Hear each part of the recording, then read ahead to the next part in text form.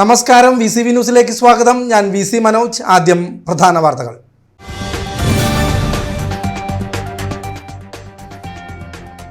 Village ഉദ്യോഗസ്ഥരുടെ അനാസ്ഥയിൽ വടക്കാഞ്ചേരി പരുത്തിപ്പുറയിലെ ഭിന്നശേഷിക്കാരനായ യുവാവിനും കുടുംബത്തിനും പട്ടയം നിഷേധിക്കപ്പെടുന്നതായി പരാതി.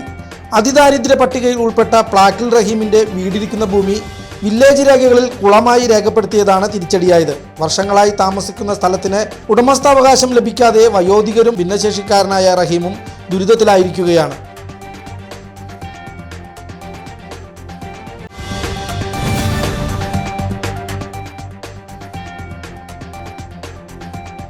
വാഴാനി വനമേഖലയിൽ ചികിത്സയിലായിരുന്ന കാട്ടാന ചരിഞ്ഞു. കാട്ടാനകൾ തമ്മിലുള്ള ഏറ്റുമുട്ടലിൽ കാലിന് ഗുരുതരമായി പരിക്കേറ്റ കൊമ്പൻ 19 ദിവസത്തോളമായി വനംവകുപ്പിന്റെ പരിചരണത്തിലായിരുന്നു. വിദഗ്ധ ചികിത്സയും ഭക്ഷണവും നൽകി കാട്ടാനയെ ജീവിതത്തിലേക്ക് മടക്കിക്കൊണ്ടുവരാൻ വനം വന്യജീവി വിഭാഗം ഉദ്യോഗസ്ഥർ കിണഞ്ഞു പരിശ്രമിച്ചെങ്കിലും ഞായറാഴ്ച ഉച്ചയോടെ ആന ചരിഞ്ഞു.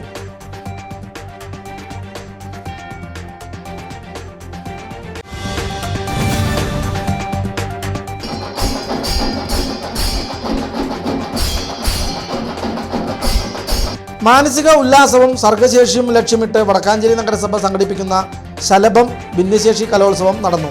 വൈവിധ്യമാർന്ന കലാരൂപങ്ങളിലൂടെ തങ്ങളുടെ കഴിവുകൾ മാറ്റിവെക്കാൻ നൂറുകണക്കിന് പ്രതിഭകളാണ് നഗരസഭയുടെ ഈ സാംസ്കാരിക വേദിയിലെത്തിയത്. സർഗാത്മകമായ കഴിവുകളെ പ്രോത്സാഹിപ്പിക്കുക എന്നതാണ് ഈ പരിപാടിയുടെ ലക്ഷ്യം.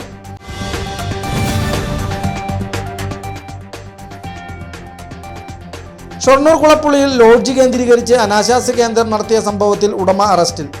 മെഗാ ലോഡ്ജിൽ നടന്ന മിന്നൽ പരിശോധനയിൽ ലോഡ്ജ് ഉടമ ഉൾപ്പെടെ 12ഓളം പേരെയാണ് ഷൊർണൂർ പോലീസ് കസ്റ്റഡിയിലെടുത്തത്.